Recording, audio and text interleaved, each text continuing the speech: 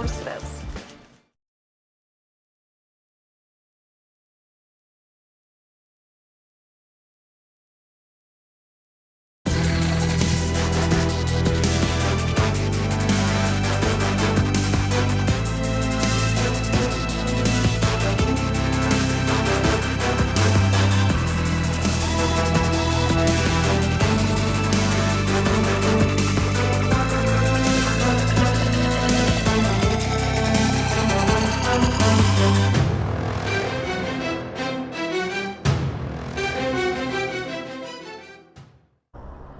Welcome to the Czech Republic and welcome to the beautiful city of Prague. We are once again at the O2 Arena that houses the GC Prague Playoffs. Well, what can you expect this week, you ask yourself? Well, 4 consecutive days of jumping, 2 finals over the weekend. Most importantly, a quarter-final tonight. 12 teams trying to get into tomorrow's semi-final. You're going to hear from riders, you're going to hear from organizers, you're going to hear from special guests as well. All of that and more on GCTV. But in case you have no idea as to what takes place at a GC Prague Playoffs, let's give you a quick reminder.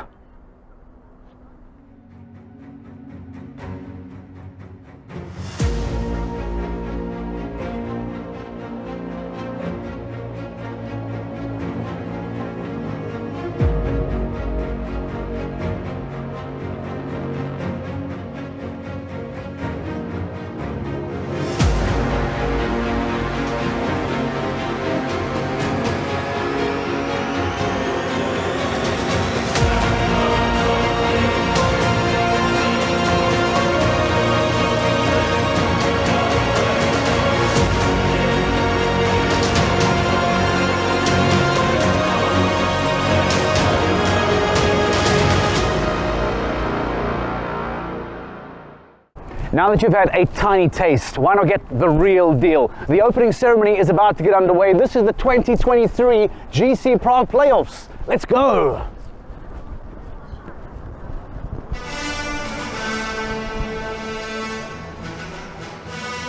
Ladies and gentlemen, welcome to the 2023 Global Champions Prague Playoffs. The world's greatest riders and horses have battled all year, but only the very best made it here to Prague to compete for the ultimate prize, the ultimate goal.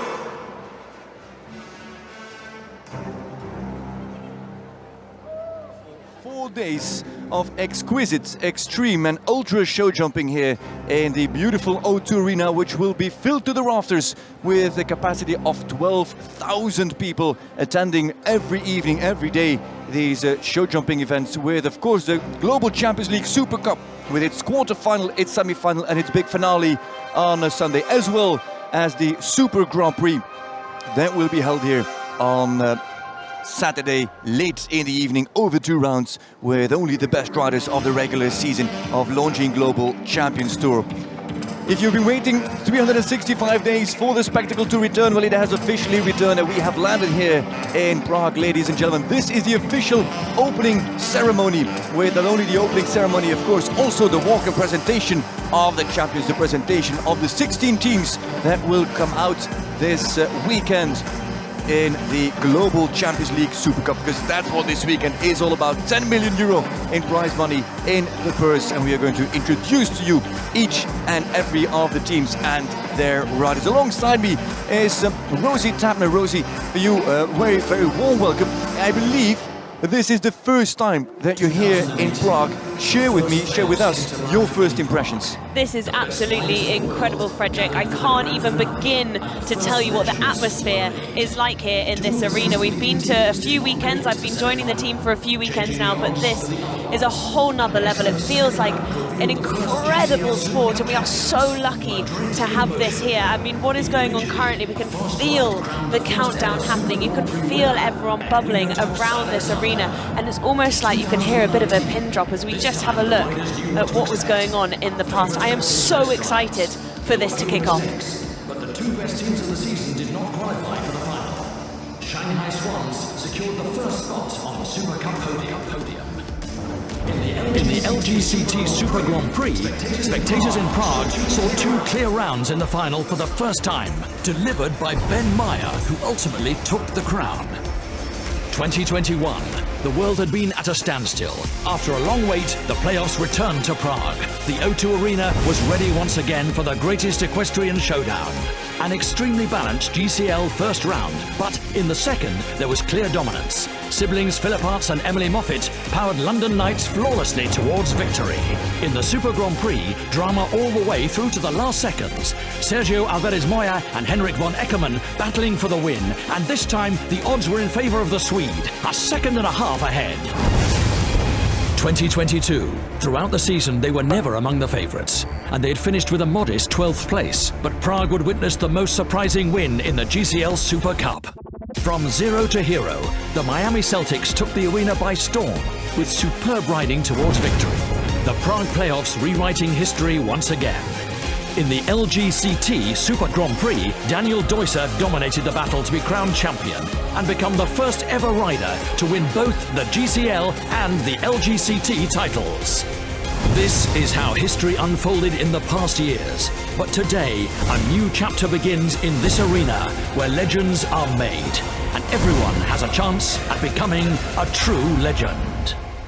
Doha. They have pulled it off. Well, that is what we had last year and the years before here in Prague with that first ever victory in the Super Cup of Madrid in Motion. Then it was a win for Shanghai Swans. London Knights won it in 2021 as we returned to Prague for the first time after that off year of Corona. And last year, as you could see in here, it was the shock, the surprise somewhat of that young gun team of Miami Celtics to claim the trophy. A team that would then cease to exist, and so there are new chances that there is no defending team, title defending team here in Prague. It is open to everybody as we now see how the season has unfolded both in GCL and LGCT Global Champions League and launching Global Champions Tour with both brands sitting alongside each other. The Super Cup, of course, with the quarter-final, semi-final and the final on Sunday, and the Super Grand Prix, launching Global Champions Tour Super Grand Prix, being held here on Saturday evening. 1.25 million for the best riders over the last 15 stages of this season. And remarkably, we will have 16 and not 15 riders, because in Rome it was a tie for third place with Henrik von Eckermann winning his Grand Prix in Rome. David Will was already qualified when he came second, and so with Peter Fredriksson and Andreas Kau right there joining in third place on the same time in the jump off. Well, they had to split and could split the golden ticket, and both Scandinavian riders come to the Super Grand Prix, making it a full count of 16 riders competing in the Super Grand Prix. The Grand Prix that was won last year by Daniel Deusser with Tobago Z. The year before it was King Edward with Henrik von Eckermann, and of course also Ben Meer with Explosion, and Edwina Taps-Alexander in the first year in 2018 managed to put their hands on that coveted trophy in what is considered one of the toughest indoor Grand Prix, or maybe the toughest indoor Grand Prix of the season. With that reminder behind us, I imagine and I think that we will be presented shortly to the 16 teams, their 4 riders, and of course also to the driving force behind Global Champions League. And you might wonder, why are we going to see 4 riders? Well, they can have 1 spare rider, but that means, of course, that they will have 3 riders on a team in every round, and that is completely different than what we have in the regular season. Here we have the Walk of Champions, and in first is Sanne Thijssen. She comes in, of course, as individual Grand Prix winner. She, in fantastic fashion, won in Valkyrjor. And let's not forget that this is already her second Super Grand Prix appearance. Peter Fredriksson makes it his 4th appearance in a Super Grand Prix, after, as we said already, coming 3rd in Rome. And normally there should also be Julien Epaillard to join him, as Epaillard is an individual rider who managed to qualify first, winning the Grand Prix back in Saint-Tropez. That's where he got his golden ticket.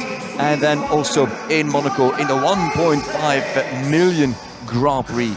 And now we go over to the teams with the Monaco Aces, the team that finished last in the regular season, Rosie. Yeah, absolutely, Frederick. You say they finished last, but just like in 2022, anything can happen. Let's see them coming through now. And I think just coming into this atmospheric, we've got Jeremy Sweetnam, we've got Sara Vinrokova, we've got Francisco Musa, and of course Jans Bachmann as well, as they are welcomed into the arena to a rap of applause as well.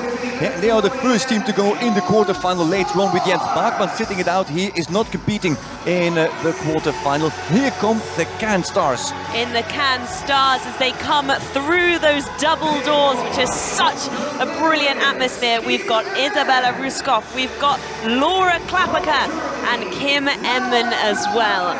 Little bit of a tricky situation. They only have 3 riders in, so they don't have any substitute riders in. If anything goes wrong with these 3, it's over and out already. You don't want that to happen to these Cannes Stars, a team that was eliminated last year already in the quarterfinals. So they have got an account to settle here with the O2 Arena in Prague. But an all-female lineup, as you can see, young guns, young women.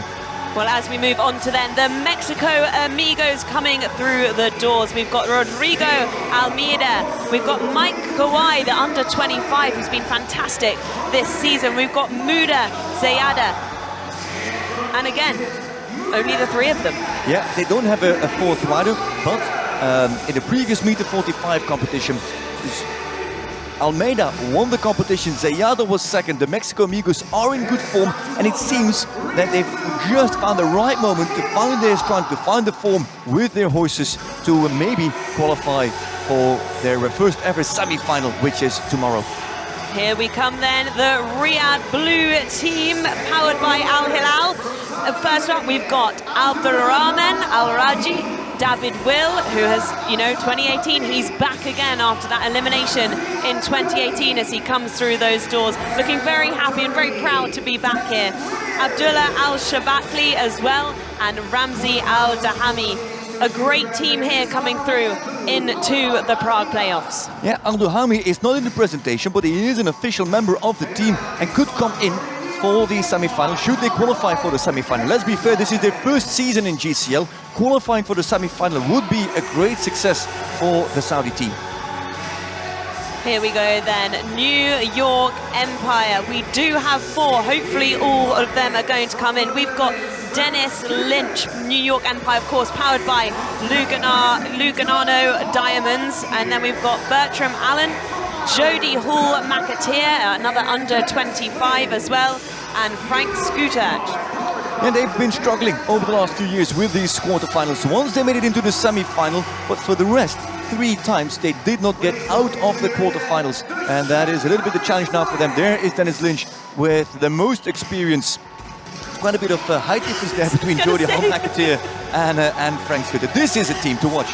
Now this could be the strongest team that we have here this week, the Shanghai Swans. It's very rare for them to have to jump in the quarterfinal, but we've got Christian Alman, Max Kuhner, Martin Fuchs and Daniel Deusser. Yep. We know he's won here in the past in the Super Grand Prix, so he knows how to win here. It's incredibly difficult to win here, but what a strong team they've got, and some fantastic horses as well, Frederick. Yeah, absolutely, and it was a surprise that they did not make the semi-finals. They had a really tough season, but with the horses and the horsepower that they traveled here with is absolutely tremendous, and on paper they are maybe the strongest team of the weekend, but they have to survive these quarterfinals. Just to remind you that only the top 8 go through, the bottom 4 of these quarterfinals drop out. And don't forget, Shanghai Swans did win in 2019. Let's move on then to the Istanbul Warriors, powered by Carp Diem. We've got Abdoyel Saeed, Andres Scow, FAC Siahi, and also, I think it is just the 3 of them, isn't it? It's only the 3 of them. Just the 3. And last year they also had Ömer Karaevli here, who sold now his best horse, so he's not competing here. This is going to be a big test because there's Andreas Gau, who is also qualified for the Super Grand Prix, so he will ride Dark Deluxe tonight. Should they qualify, I don't see him riding Dark Deluxe tomorrow, so it jeopardizes their situation a little bit. Let's head on then to Volkenswagen United. Every single year they have made the final, so there's pressure there to make sure they do get to the final, led by Gilles Thomas there.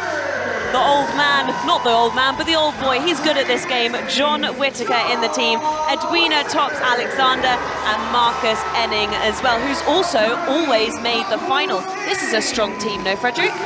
On paper, they should be a strong team. And if you look at the names, it should be going well, but it didn't go well during the season, and that's why they are in the quarterfinals and not in the semis. But again, with Eining, with Whittaker in good form, with Tops Alexander, things are possible. But again, Tops Alexander is qualified for the Super Grand Prix. Well, let's head to the Rome Gladiators then, powered by ClipMeHorse.tv. Michael Duffy in this team. We've got Nina Mulvaney. He nearly got taken, his hair nearly got taken up. Maybe too much hairspray for him today. And Shane Breen in the team as well. Also only 3 of them. Some of these teams with only 3, they've got Nina, the under-25, who won an award last night for being the best under-25 rider this season. But only 3 of them again, Frederick. Yeah, it'll take a lot of grit and a lot of determination for them to pull this off, these Rome Gladiators. But with a warrior like Shane Breen, it's always a positive. He's got a good horse hire also here in the quarterfinals. Let's not forget last year as well. They came 8th last year, beating New York Empire on time alone. So they've got some speed of them. Scandinavian Vikings then, led by Henrik von Eckermann. They also have Evelina Tovek in their team, and Richard Howley as well. And then lastly, leading behind is Nicola Pohl. Yeah, absolutely. Youngster who came on the team at the end of the season, at the middle stage of the season in the transfer window. Dropped a few rounds, but not so much. It's mainly Henrik von Eckermann having a major impact on the outcome of the team. They've produced their best season ever. And of course, alongside Richard Howley, that's a very strong team to keep an eye on. They're the underdogs, maybe. So then we have the Saint-Tropez Pirates. How gutting for them to be in the quarterfinal. They just missed out. They were so good all season. But we have Katrin Eckermann in this team. We have Gerrit Nieberg, Simone Delestre, and Marlon Zonatelli as well. So 4 of them in that team. I wonder how they'll be feeling going into this quarterfinal, having just missed out on that top 4. I do think it was a bitter pill to swallow. They went to Riyadh with 11.5 points in front of Stockholm Hearts, and they left Riyadh with a 2.5 point deficit on the Hearts, who come in next. Well, these teams are the teams that will only jump from the semi-final, so we'll show them to you tonight in this presentation, but they won't jump in the quarterfinal, only go straight to the semi-finals. They've got a night off tonight, the Stockholm Hearts. We have Marlin Bayard-Johnson. We have got Olivier Philipparts, Lorenzo De Luca, and Nicola Philipparts as well. What a team. Yeah, absolutely. Don't forget, last year they were 2nd in the regular season, came with lots of confidence to the Super Cup, but did not qualify. They went straight into the semi-final, but failed to qualify for the grand final on Sunday. Well, this team has done that. They have qualified already, and they even won it in 2018. I was about to say, here they come, the 2018 winners, Madrid in motion. There's Jack Whittaker on the team there, under 25, but the final time he will be an under, no, not the final time, he's got 1 more year as an under 25. Michael van der Vleuten there, and we've got Mark McCauley too. Interesting team. Van der Vleuten has to balance his Super Grand Prix ambitions with the ambitions of the team to really win the trophy again here in the Super Cup. So that's going to be a difficult balance for him. Who is he going to ride? Is it going to be Bonville? Is it going to be O'Bailey? We'll see that tomorrow. And then we come into the top 2 rather, of the regular season. Yeah, the Paris Panthers were so good all season, just missing out on that top spot. Leading the way is Ben Mayer. And then, of course, Harry Smulders. What an incredible man he's been all season. You have Vreeling and Gregory Wathelet as well in that team. You can only wonder what the standings would have looked like would they not eliminated in Stockholm. Then they might even have won this series, but they didn't, and so they came 2nd. They are 2nd last to go tomorrow in the semi-final. And that means that we have 2 teams still to go, because 1 team from the quarterfinal has not been presented yet. But next in are the champions, the double champions in 2022 and now in 2023. Well, it is Riesenbeck International, and what a show they've put on for us with the Paris Panthers as well throughout this season. We've got Christian Kukuk, Owen Marmon, and lastly Philip Wiseout as well. Yeah, and It's been very special to watch them all season. Absolutely, they've been super dominant, but with their tested and proven recipe, they come in with 3 riders. It's told that they are going to save their best horses for the Super Cup and not for the Super Grand Prix, just like they did last year. Where is Kukuk, by the way? Kukuk Well, only 2 seemingly of them have come out. is missing. Maybe he knows he's got the night off tonight. And listen to the roar as the Lions come in. The home team coming through, and I tell you what, the roar is loud in this arena as we bring them in. We've got Fernando Martinez Sommer, Niels Bruinseels, Peter De Vos,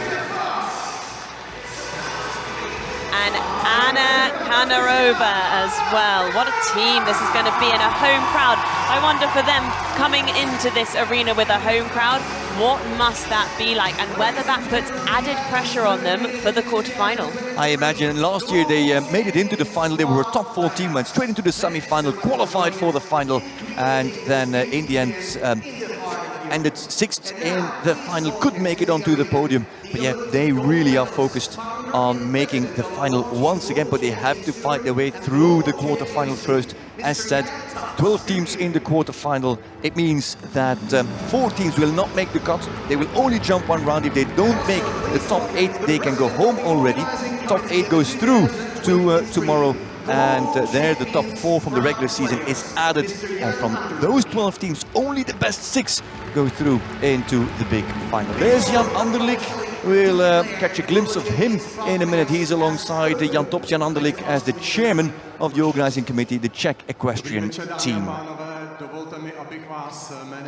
It's a Czech speech from Mr. Jan Anderlik, who you had a chat with earlier this week. He told you all the ins and outs about organizing these playoffs. It was an amazing chat, I have to say. Jan and the team have been incredible together. They only started setting up last Monday to put on this incredible event, and actually the main arena is an ice rink, and there is an ice rink somewhere deep below the sand, because how many tons of sand? It was something like 1,200 tons of sand that are in this main arena that have been shipped over from Germany. And Jan said, I think it's taken over 600 people just to get the arena set up and ready to go. So he's had a tough time, but he absolutely loves this, and it must be for him to see it all coming together quite something as it kicks off. We did also chat about the end of the event and how quickly it all comes down again, because they've got the ice hockey championships here in 2 days after we've finished with this. So this will be an ice rink quite quickly after we finish. It's literally on Wednesday. They are skating already here in the arena of the O2 Arena in Prague, in the Czech capital. This is actually the home of Sparta Prague, their ice hockey team. And it seems that Jan Tops will be handed the microphone in a minute as founder and president of the Global Champions League. He started this in 2016, then started the playoffs, of course, in 2018 as a groundbreaking event. Ludger Beerbaum, in the awards ceremony, in the press conference right after the Super Grand Prix, called this a milestone for show jumping. Ludger Beerbaum has been around. He's seen a thing or two. So for those words to come out of the mouth of one of the greatest of all times, that was an enormous compliment for the organization and, of course, for the entire Global Champions organization as well. I have to say, it was lovely to hear Jan Tops saying yesterday how proud he is of the sport and how far it's come. And also, we are hearing that we've beaten the record for the number of spectators they've got over the week. I think we're up to nearly 35,000 spectators. There will be a full house up to the ceiling on Saturday as well. So it's lovely to hear from Jan Tops, to know that he's really proud of the sport, that how much it grows every single year. And you can just see by all these riders here, we've got the best riders in the world from all over the world here to compete. And it's unbelievable, because this is not one of your big horse countries like, let's call it Great Britain, France, Belgium, Germany, Holland maybe. The sport is very much developing. They've got a strong team here in the Czech Republic.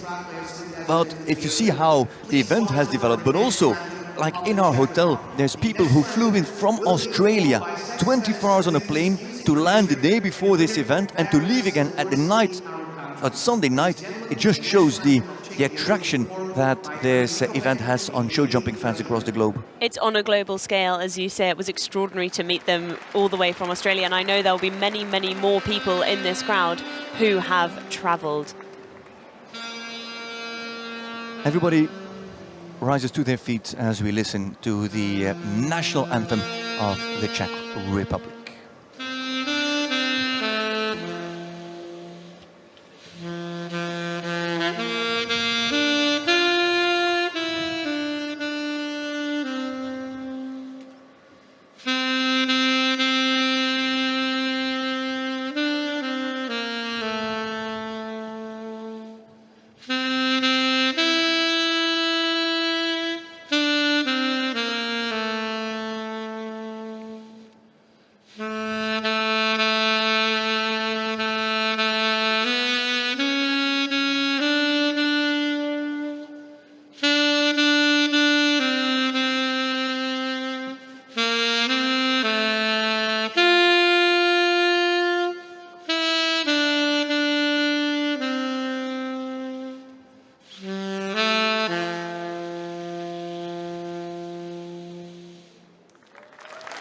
Rosie, have you ever seen a gentleman on a saxophone playing the national anthem, seated on a chair, hung, what was it, 15, 20 meters up in the air? Would you be worried if I said I had seen that? I think I do. That was an extraordinary moment. You could hear a pin drop in here, but just fantastic to see it as a whole with the acrobatics. It's just such a spectacle, isn't it, Frederick? It's fantastic. Ladies and gentlemen, this was the official opening ceremony of the Prague Playoffs. The 2023 edition has been officially opened. The Walk of Champions. We've introduced you to all the riders, to all the teams, and to all the Super Grand Prix contenders just as well. All that we're waiting for now is the quarterfinal to start in just under an hour time, just over an hour's time. 8 o'clock sharp, the quarterfinal will start with Monaco Aces as the first team to go. And with that, we say goodbye, and we count on it that you will join us for the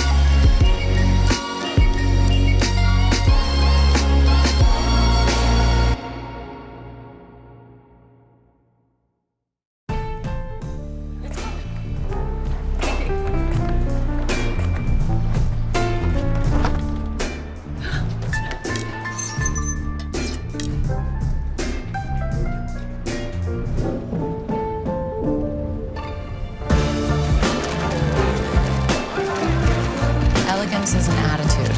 Of course it is.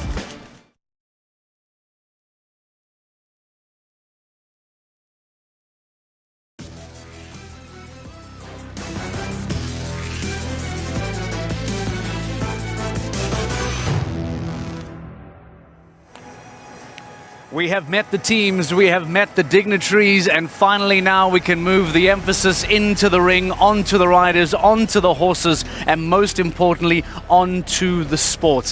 What an incredible opening ceremony. And the wonderful thing about the opening ceremony is that I get to pull someone from the opening ceremony to come and join me live in studio. I'm not alone and won't be alone for the entire pre-studio. Marlon Bar-Jonsson joins us live in studio. Hello Marlon, welcome. You looked very at home in the opening ceremony, looking very comfortable. This is unlike anything else that we do throughout the year. Talk to us about, firstly, just that atmosphere, the energy, and that kind of a welcoming. What is it like as a rider to be able to come out to that?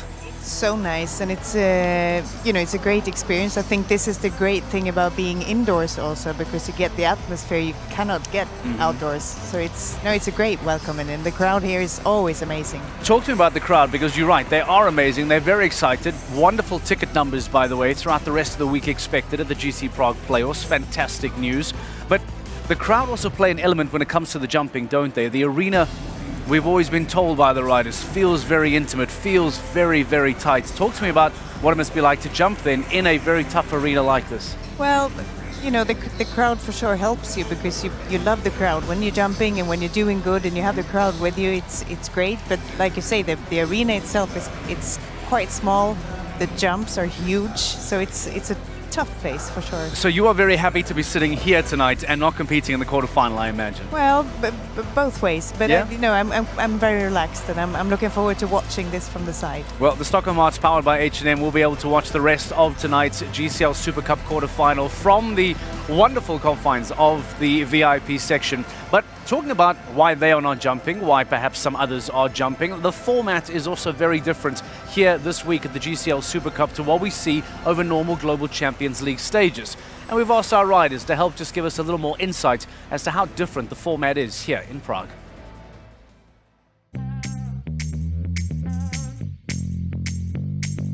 The GCL Super Cup quarterfinal features the 12 lowest ranked teams from the regular season.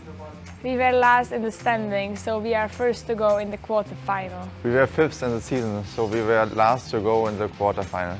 We are in the top 4, so we skipped the quarterfinal. It is one-run competition. With 3 riders on a team. And every result counts. Only the best 8 teams qualify for the semi-finals. That's interesting. Nailed it!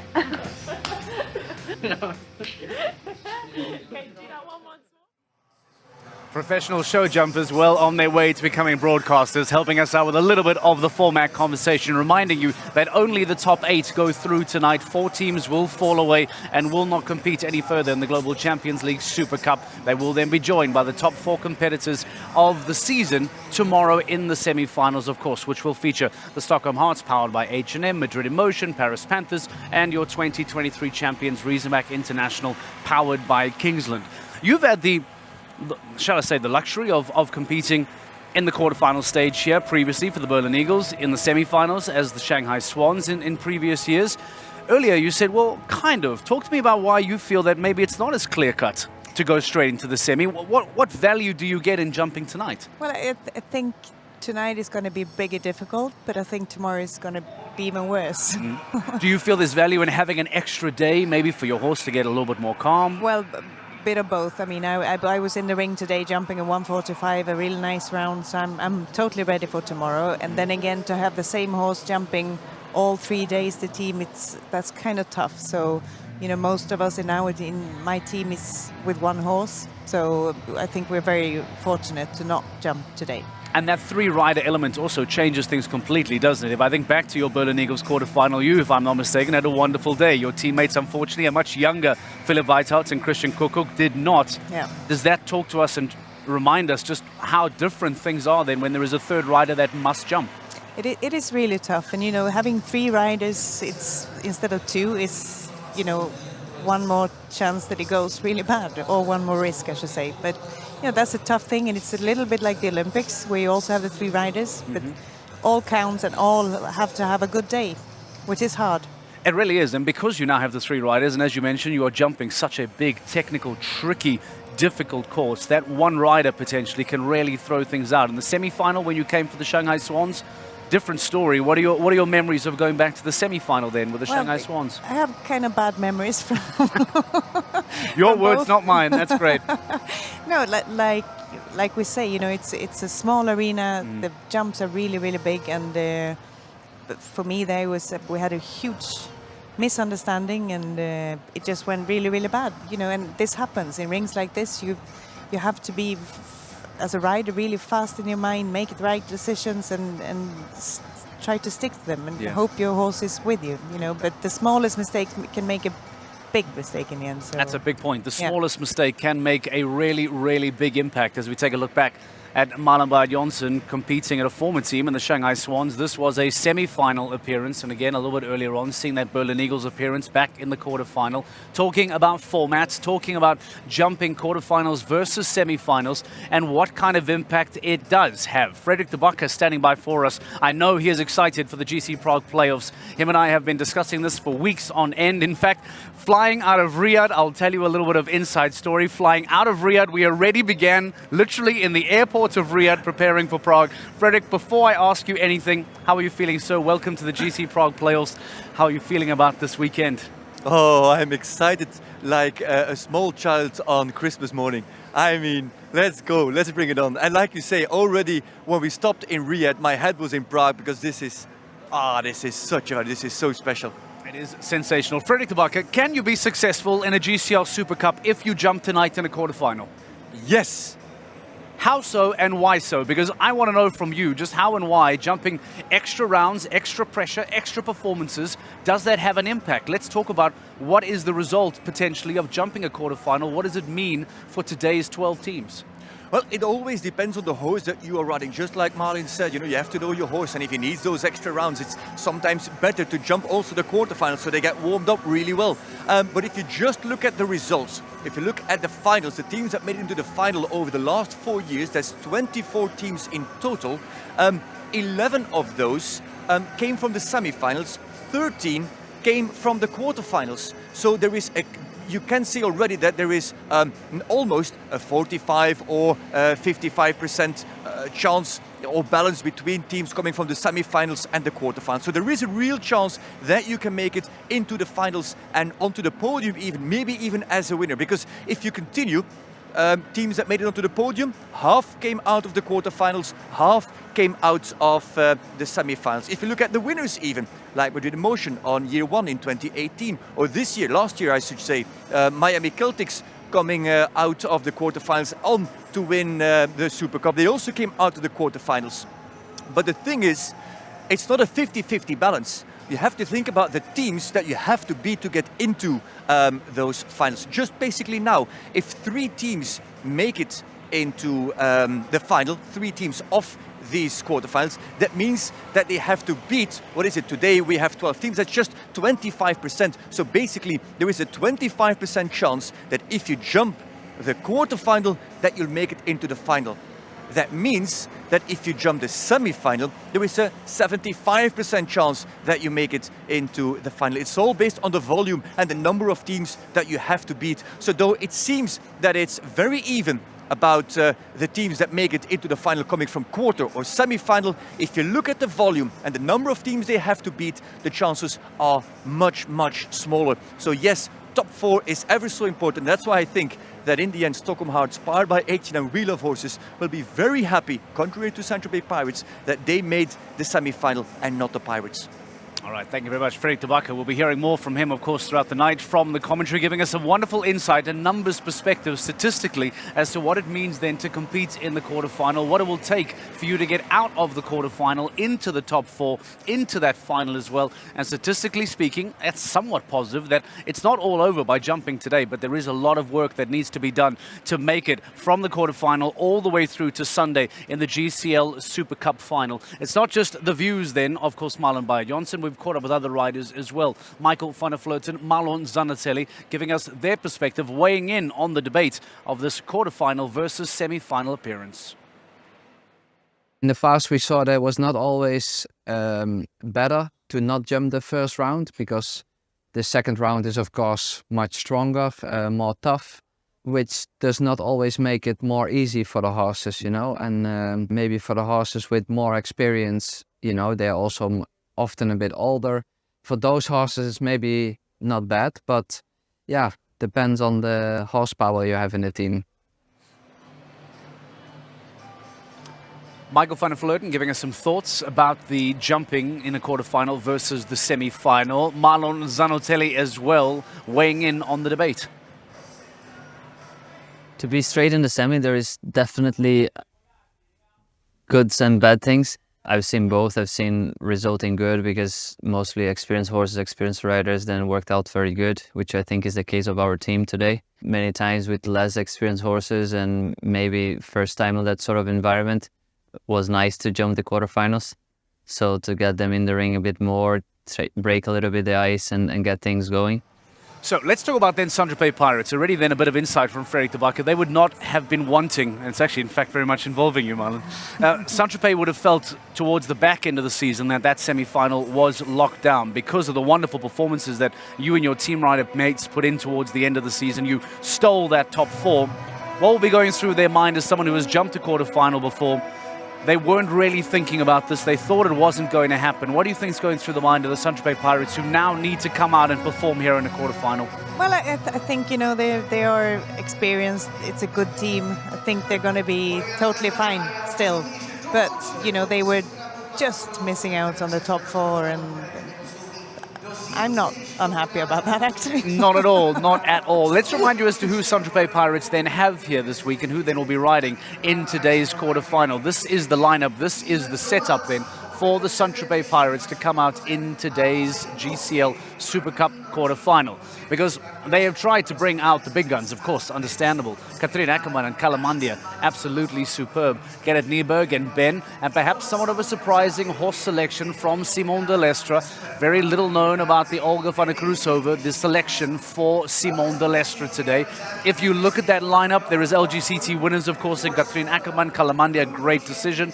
Is that for you a team that should safely make their way through into the semi-final? I would say so, and I think Simon maybe has picked this horse because he doesn't want to ride the same horse through all the stages. So I think they are counting on going through for sure. Having heard from you earlier about the importance that additional rider can make, is that a risky move to make though, Marlon? Surely, again, I don't know when you put all your cards on the table, but you can save something in the bank for tomorrow and not get to tomorrow. That's the problem, no? Yeah, but I still think Simon knows what he's doing. I don't think he would put something in where he doesn't believe it's going to work. So it should be safe. Okay, should be safe. Saint-Tropez Pirates, according to Marlon Jonsson, should be safe. I believe that David Ville might be standing by for us. We'll try to get to the Riyadh Blue Man in just a few moments' time. He, in fact, has a bit of history here in Prague. Back in his New York Empire days, there was a refusal on the famous Czech flag. I wonder if he has been losing some sleep overnight coming up to Prague because of that incident a couple of years ago. We'll see if David Ville is indeed ready for us. He is. David Ville standing by alongside Rosie Tapner. Let's hear from the former New York Empire man and now the Riyadh Blue Man, powered by Al Hilal. Yeah, thank you, Mark. It's wonderful to be here. As you said, the Czech flag in 2018. David, I see no Czech flag here. Sigh of relief? I'm very grateful for that. That was a little bit the boogie fence 2018. You come here this year with a horse that's never jumped indoors before. Is this a bit of a risk? He has jumped indoors before, a long time ago, but never with me together. So yeah, it's a little bit a challenge, that's true. You've got a good team with you this weekend. How much are you looking forward to it? Very much so, to be honest. We have a great team here. I hope we can do very well. Today it starts. Got to qualify for tomorrow already, so pressure is on today already. You haven't been back since 2018. What's it been like for you walking back into here in Prague into this arena? It's been a while, but it's exactly how I remembered it to be. It was amazing back then already, and just very happy to be here again. The crowd is fantastic, the whole show, everything is perfect here. How was the Champions Walk? Very interesting. The fires, at least we didn't get cold. Listen, massive good luck for the rest of the day. Thank you. Big smile on the face of David Ville. High in spirits is the Riyadh Blue Man, hoping that his team will be able to pull off a really, really strong performance today after what was a difficult opening season. But to be fair to them, as a first appearance in the Global Champions League, there were really, really strong moments from them throughout the season. How impressive would it be for some of these earlier starters, Marlon, to get into the semi-finals? We've seen some fairy tale stories before. I think of Kunstars in earlier stages.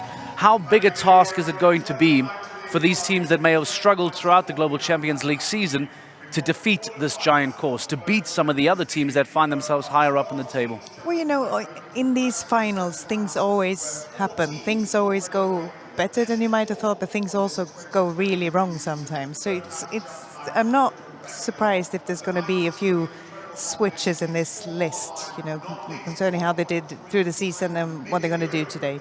Okay, a few surprises maybe. We might well see some of the lower ranked teams from the Global Champions League season making it into the semi-final. And as Frederick said earlier on, there are numbers that support these statistics that getting out of the quarterfinal can still give you success going into the GCL Super Cup final.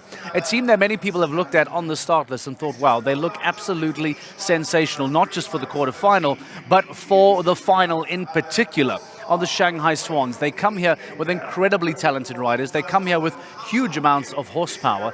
And we had the opportunity to sit down with the two anchormen of Max Kuhner and Christian Ullmann to find out how preparation has been going for the Shanghai Swans. I would describe the season with a lot of up and downs, more downs of many reasons. I was out for a period, and then we had some injuries with the horses, and in general it didn't work on the shows like we wished for. Actually, it started in Miami. Daniel and myself, we started for the team. It didn't work out, so I think both of riders and horses were in great shape, but somehow the whole season was not ours. But now we have the last chance to change it. I'm sure we have the power to do it. We need a little bit of luck, and we need to have the right decisions in the right moment. Yeah, coming to Prague and thinking about the preparation, first of all we have to think about which horses we're gonna bring here. And yeah, we should probably bring the horses which are in best form at the moment. So usually these horses jumped just short time before and showed their best skills. So indeed, I don't think it's a big preparation, because we take the horses which are actually in the best form and they jumped lately, and we bring them here. I think we can turn it all around here in Prague. We have super riders and we have good horses which already did very good things here in Prague. And so we put the team first, and then we look how we go on for the Super Grand Prix. I don't think that our colleagues would think that we are the most dangerous team. The season was not good enough to be in the top 3, 4, 5 teams right now. But like I said, we have the power to jump on the podium, to win on the good day. This weekend in the stables we have Martin with 2 horses, Daniel with Tobago, and it's Max with his 2 best horses at the moment, and myself with Mandato. So it's a good group, I think. If we win the Super Final, I think we forget about the bad season. We maybe learn a little bit out of one or another case, but we forget it quickly. And as sportsmen, we take the win in our heart. Big smile on the face of Max Kuhner. You would imagine that smile would grow tenfold if and when they do find success in the GCL Super Cup final by the end of the weekend. Marlon, if you take a look at this lineup that we'll put on the screen from the Shanghai Swans, we'll show you who is jumping in the GCL Super Cup quarterfinal today. The reason why we believe that the Shanghai Swans, and many others believe that the Swans, are indeed an incredibly dangerous unit. Let's bring up the team and just give you a reminder as to what they look like coming into the quarterfinal today, because there is a reason why they look incredibly ominous. They have a huge amount of firepower, they have a huge amount of horsepower, maybe not just from this quarterfinal, Marlon, for the overall competition. How dangerous do the Shanghai Swans look? Really dangerous. I mean, just look at the lineup of riders, the 3 riding today, and let's not forget the 4th rider here is Daniel Doyce. Yeah, just happily sitting back, not a bad man to just have on the wings as well, right? So they look on the paper extremely strong. Does it have a big impact, something that we can touch on now? Does it have an impact then for the Shanghai Swans with the fact that 2 of those men are focusing on the Super Grand Prix as well over the weekend? How does that affect balance? You've been able to compete in GCLs and been involved in the Super Grand Prix. The balancing act that's required there, where you need to give your team the best, but You have a really big ticket to jump on Saturday. How does a rider go about making sure that they can do both? Well, you know, they're so experienced. They've done championships and big shows and everything. The focus is going to be on both for sure. Like they say, also they focus mainly on the team. I think they're good enough to do it both. Let's talk firepower with what you guys have. Of course, not involved today, in the semi-final tomorrow. What does it look like from the Stockholm Hearts perspective? Talk to me about balance and about firepower. Peter Fredriksson, not expected to jump in the semi. Am I right in saying that? No, he's not on the team at all because he's in the Super Grand Prix. So it's me, Lorenzo, Nicola, and Olivier that does the team, and Olivier will be the guy not jumping tomorrow. Okay. We all jumped the class earlier today, had a good feel on the horses, and we came to the conclusion that this will be the best team. And Olivier will jump the 150 with his mirror again tomorrow to just get him right for Sunday, because we are expecting to jump on Sunday. I'm so glad you say that, because I wanted to say surely there needs to be positivity and belief that you need to plan ahead for each of the rounds. But we spoke about leaving something in the bank for tomorrow, but that needs to be risky, no? Because now, let's say, for example, you leave Olivier out, things don't go well. I mean, again, it's impossible to plan for the things you might not know, but planning ahead to Sunday, how difficult does that become for you guys? Well, it doesn't really become difficult. Like we said, today we all jumped and we're all honest to each other, and, you know, we want to have the best team jumping. And for tomorrow, the way it felt today, the best team is us three, and then maybe that will change for Sunday. Yeah, okay. Well, we spoke about a rather strange horse decision from Simon de Lestre today, and again, he may well go on to prove us all wrong. We caught up with him earlier on. Josie Tapner standing by with Simon de Lestre. Well, Simon, we are here at the Prague Playoffs. We're just about to head into the quarterfinal. I wonder, is it a slight frustration to have to be jumping in the quarterfinals? Yeah, for sure, because we are the first team, last team to jump. We are really 1.5 points from the fourth team, so we really had to do the best tonight to be qualified for tomorrow. You've got a good team with you. How confident are you that you can get into the semi-finals? Okay, we are never confident, but we have a good team. In terms of tactics then, how are you going to play this week? Okay, this week Marlon is not jumping tonight, and I'm jumping not with Dexter but with Olga. Catherine is going to jump tonight and the Super Grand Prix, so Marlon is jumping tomorrow, and the plan is that, so we have a plan now. If we can make the plan, would be good. Well, listen, I know the course walk has just started, so I'll let you go. Good luck. Thank you. Very tricky indeed to have to balance all of these decisions, how to have the right team balance, how to have the correct firepower, look ahead to Sunday, but still jump today. The big advantage, of course, will be the fact that Saint-Tropez Pirates will be the last team to go because of being the highest placed finisher of today's quarterfinalists. Finishing 5th in the season means that they will be the final team to go out the gate later on today. The big question is, what are they going to be jumping? We've heard about the intimate arena, how tricky it can be, how big it can be built. Well, Frederik de Backer is standing by for us once again for today's course walk.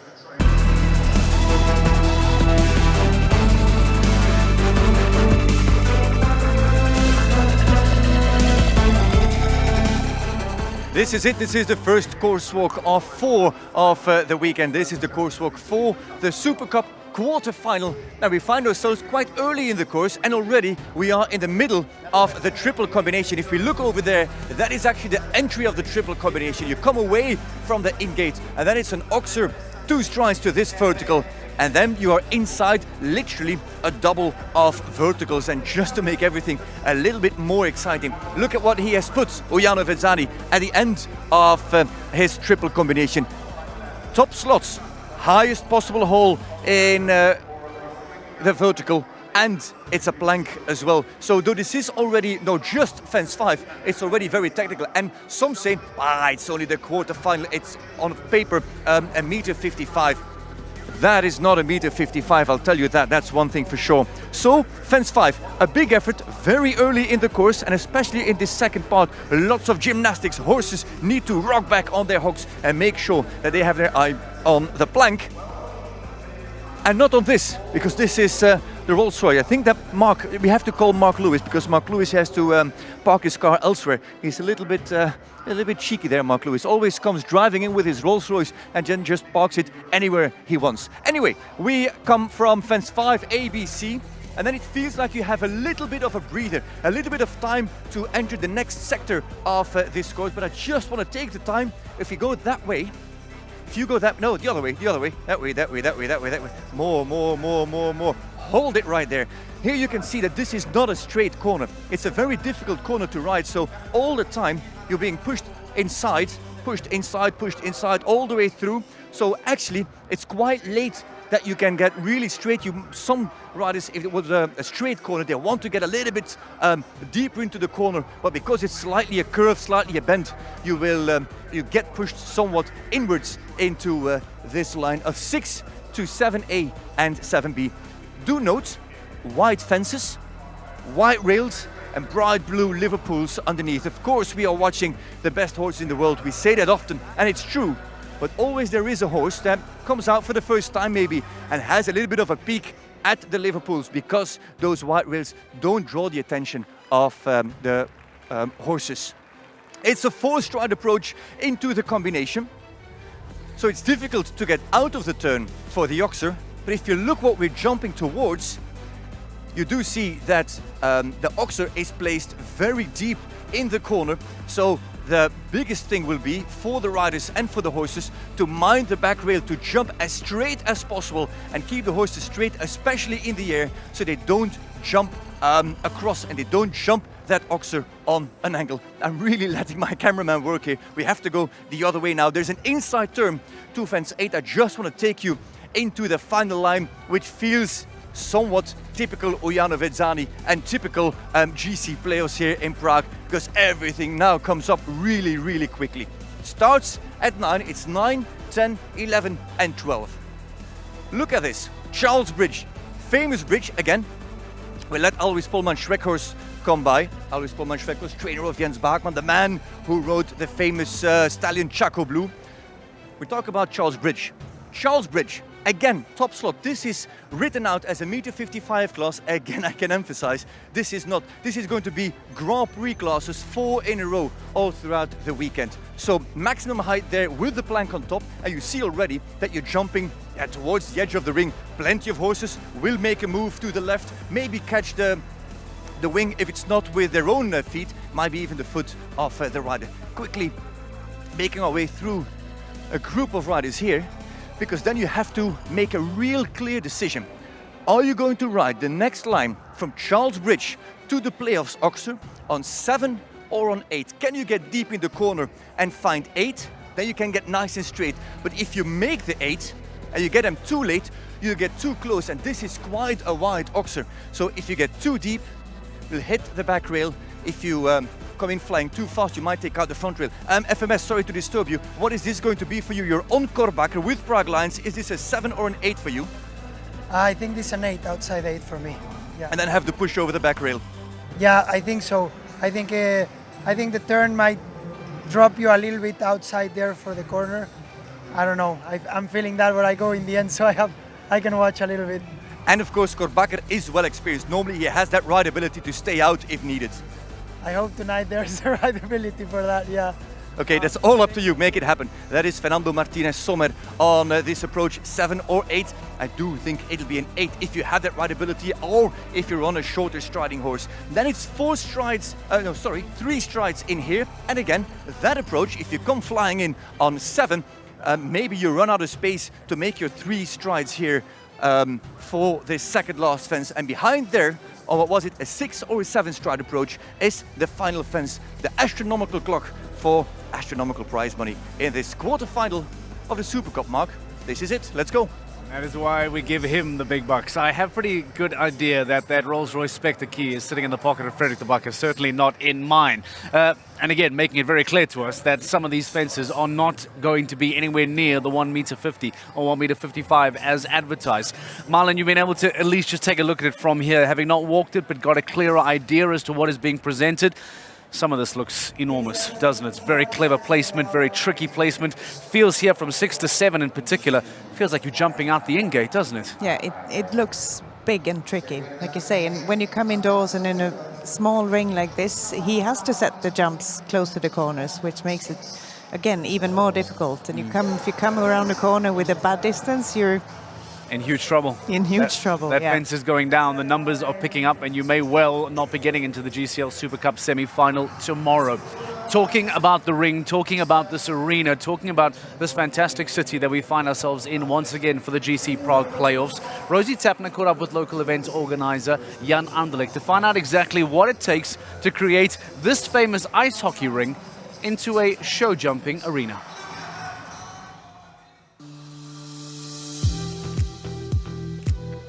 Jan, we are here. It is time for the playoffs. What a venue that we have. First of all, how are you feeling?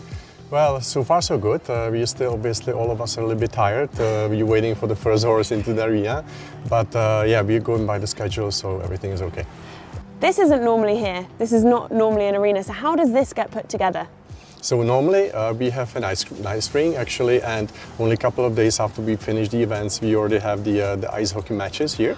So hidden under the sand, under the surface, is actually ice ring, ready to be used again. Oh, so there's still ice under there? Yes, there is ice. How does that work? Well, we have a lot of layers. So what has to be done is there are 2 layers of a special like heat insulation, so that the ice or actually the freezing effect doesn't go up to the sand. So there's a heat insulation. Then we have a plastic foil, rubber, another plastic foil, another rubber, and then we only put the sand or the special surface on top of it. So it's such an operation. How much sand is down there? Do you know that? Only in this arena we have approximately 600 tons of this special sand, and not only that we have it, we also have to bring it from Germany, because it's a special surface, as you understand, for the top quality competition. So it's a World Cup competition surface. Is that here before this? The only thing that is here is the main area, which is the cube. We have actually for this year is brand new. It's been replaced, but everything else, you see the little rings, all the kinetic lights, all the lighting, all the sound is actually we have to build especially for this event. So how long does this take to put together? How many people does it take? Only for the installations, for the hardware, we have about 200 people, only for that. Then we have about 20 people for the surface. Obviously for the transport we have more. And then for the backstages, for the construction of the VIP platforms, for everything, all the branding of the arena. So really, including the outside, the outdoor infrastructure, we go into like 600-700 people. Wow, because talking about the outdoors, you've also got the stabling as well. We've got this main arena, we've got the warm-up arena as well, but you've also got a stable of the horses. What goes into that? Absolutely, because obviously this arena doesn't have any facilities like that, so we have to build everything from scratch. Not this Monday, but the previous Monday, we actually received a flat area that we had to build the tents, we have to build the infrastructure, containers for the staff, for the grooms, for the restaurant for the grooms. We have to build the showers for the horses, storage for all the hay and shavings. So it's a lot. And only the stables, it's approximately area of 3/4 of a football pitch. So this area is covered by the tents and stables put in. Do you know how many shavings you've had to bring in as well? It's about 2 million liters of shavings, so it's a lot. Well, listen, congratulations so far. I know we haven't even started yet, but it looks phenomenal. The staging is incredible, the organisation is fantastic, and I cannot wait for the week ahead. Thank you. Thank you very much. Wonderful to be back again in the O2 Arena. Let's talk about who is in this quarterfinal. This is the start list for today's opening performance, opening stage. Marlon Beyer-Jonsson, I hand it over to you. Who looks good and who might be in a bit of trouble tonight? Oh dear, it's a difficult question. This is the time. Yeah, this is the time. Money on the table. Exactly. No, I think, like we said before, Shanghai Swans. Very strong. Very, very strong. I think the home crowd would love Prague Lions. And might push them over the line, won't they? Yeah. We have a lot of experience in the Valkensvard United, and I think always making a final as well. Good times in Prague before. Yes, and I think experience is a good thing to have when it comes to team jumping. You know, there's a lot of pressure, a lot of nerves, so we're going to also see things happening that we don't expect. Actually. Does that mean then that perhaps some of the the lineups that have the less experience is where you feel might be a little bit short tonight? It could be, but then again, they don't maybe even really know what they're... Have the fear of it, yeah, exactly. You know, the young and fearless. You have the old and fearful maybe as well. You never know. Which one are you? I'm not too sure yet. Marlon? I think I'm not young, but I'm not, you know. Young and fearless you are. Old and fearless. Young and Old fearless you are. Have a wonderful night tonight. Enjoy not being in action tonight. You have earned that after finishing inside the top 4, you and your teammates. Thank you for joining us tonight. It has been fantastic to have you. Marlon Jonsson joining us live in studio tonight here on GCTV as we get ready for the GCL Super Cup quarter-final. Stay with us. The action is next.